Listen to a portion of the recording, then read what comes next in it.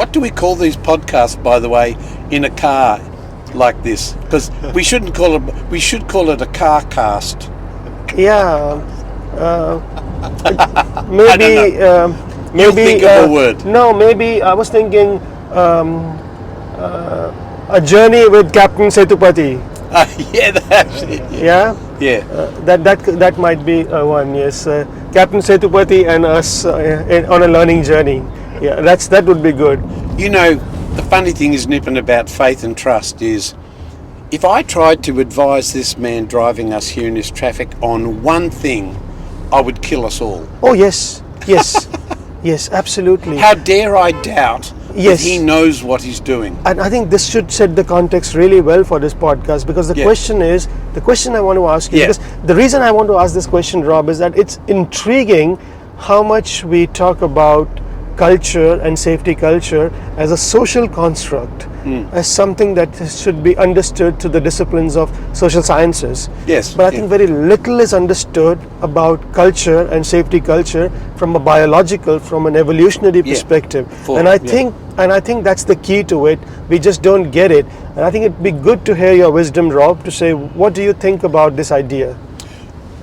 Well, to be a physical human being is to be a vulnerable biological social being, and fundamentally we need to accept that vulnerability, that fallibility, as a blessing. It is not an impediment. Fallibility is not the enemy. In fact, if we make fallibility and vulnerability the enemy, we spend our whole lives trying to control the world we live in, and in fact it doesn't become life. You're not really living if that's what you're doing. So in our physical being, of course, we all have our ailments, we all have our things, and we even define wellness and health in such a strange way as well, as if we're not vulnerable because it doesn't look like we are. Yep. And so because I look fine, I must be healthy. Yep.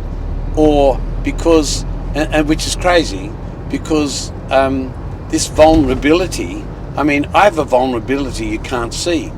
I was born with a disease I inherited from my father, and you know, that's very, very common. And in the DNA I received, I had no choice in that either. So I received this vulnerability as a gift. Now, a lot of people don't do that because harm and suffering can't be a gift. Harm and suffering must be the enemy. We must fight harm, so we must count the number of times people have been harmed and then try to reduce that harm. But it's never about harm, it's selective harm. It's a very, very subjective notion of what it is to be harmed. So I see vulnerability and frailty and fallibility as the blessing of living.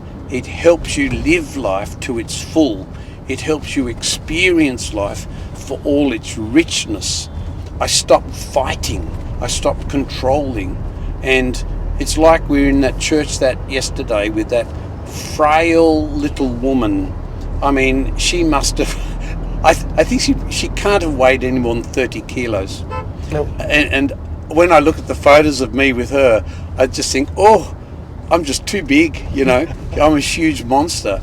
But her frailty in that moment, when we had, and she couldn't speak, so she was speech impaired.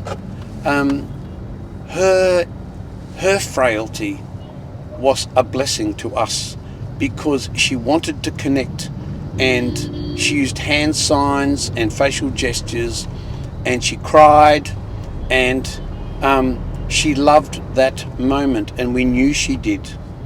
But the reason why it was so special is we connected in our frailties. She also made me feel frail. She bowed down on the ground and touched my feet which in our Western culture is deeply embarrassing because it's the ultimate act in humility. But accepting humility is something the arrogant people in the West can't do, because again we reject frailty. We hide death, for example. We don't, we hide these people. We hide these people off in hospitals and all this sort of stuff. And we live in this world of denial, and it's a clean world. It's a controlling world, but it's an unreal world. And then the sad thing is when we finally get to a stage when our parents are going to die, or our good friend gets cancer and they're going to die, we actually don't know how to deal with it. We don't know how to deal with suffering. We don't know how to deal with harm. We don't know how to deal with pain. And so we invent all these drugs to suppress all these things. And again, these are distractions from life. So yes, I see fallibility as the blessing of humanity, not its enemy.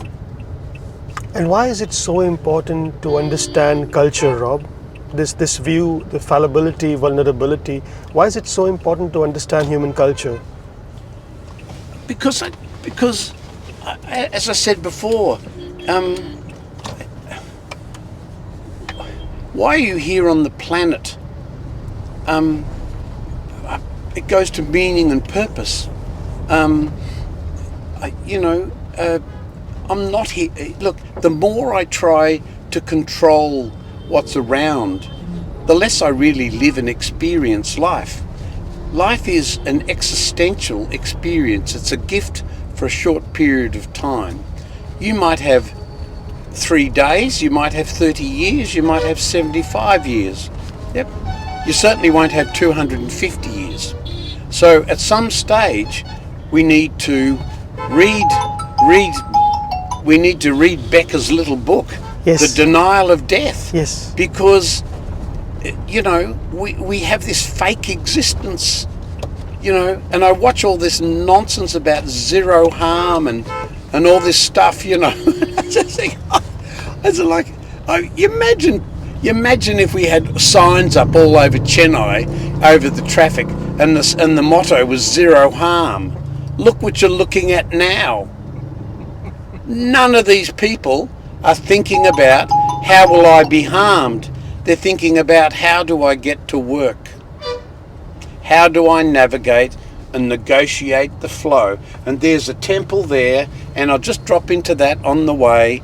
I'll breathe in, and my eyes and my ears and my nose and my mouth and my heart will take in that blessing, and then I take it on my life. That's how these people live. Indeed. Yeah. And they live life. They know how to live life. Yes.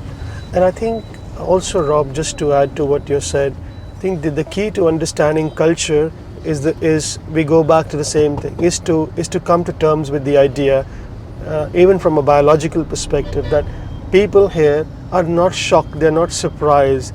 When they experience something like we do in this Yes. setting, Yes. so their blood pressure doesn't go high. Their breathing is quite normal. No. Their heart rate is pretty much in control as they are navigating, as they are moving around in this place. And Whereas somebody like you and me would feel very, very uncomfortable, because from a simple evolutionary perspective, or from an evolutionary perspective, we are not ready to, and we are totally out of control. What we sometimes call, we are surprised, we are shocked. Yes. Well, these people are not. So I think this is what is key to understanding, from my perspective, to understand things from a biological perspective, from an evolutionary perspective. What is considered normal in a particular setting. Yeah, but in the Western world, we have an epidemic in stress. In the wealthiest countries in the world, we have an epidemic in taking anti-anxiety medication. Correct. And can you elaborate on that? I think that's a really good point. Even in my country, in Australia, where we say we're the lucky country and, we have every blessing in the world, it's only material blessing, we have an epidemic of anti-anxiety medication. Now, how do you explain that? And the funny thing is, they don't have that here. No, they don't. But they'd have every reason. The poverty is off the planet. You would think this is stressful, right? Yes. But they don't have an anxiety issue. No. They just don't have it. No. That is a very, very important point, because people here are more relational. They relate with each other. They have a conversation with each other. They don't go home with those. Everyone has anxiety. Everyone goes through a lot during the day. But this whole idea of accepting or coming to terms that we are social beings, and at the end of the day we talk, we discuss. Yes. And we have conversations, and that is one of the key reasons why we don't have as many suicides here as we do in the Western world. And we live life. Yes. We accept life and the being of life. And, some people in the West would say, oh, this is all wrong. But that is simply, all that is the suppression of one myth for another myth. That's all it is. But the evidence shows that whatever mythology we're living by in the West isn't working. No. Because it just doesn't make sense. I can live in $1 million home, have 1,000 friends on Facebook Messenger. I can be on my little phone all day as a 15-year-old girl, and yet at the same time be nearly dying of anorexia or bulimia. It's so sad, Rob. I keep getting these emails and calls from ships, and one of the latest one being that a ship captain actually jumped overboard because he was relentlessly being pestered, pressurized, that there is an inspection coming up in the next port and we want no deficiencies whatsoever. And so at one point he just gave in and gave up, and he just quietly went and jumped overboard.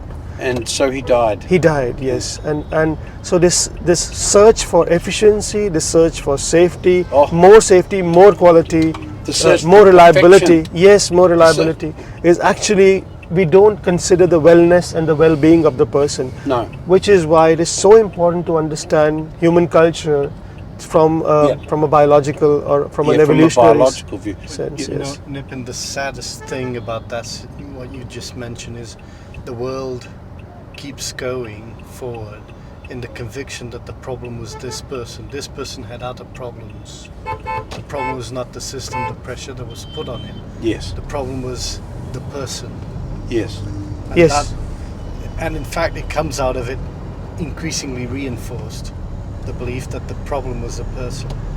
There was something wrong with this person, hence the person killed him or herself. Yes. Oh yes. And that goes back to the idea that we have to create a narrative, right? Yes. To console ourselves and come back to Yep. what we consider is okay to move on now. Yep. Such a good point, Pedro.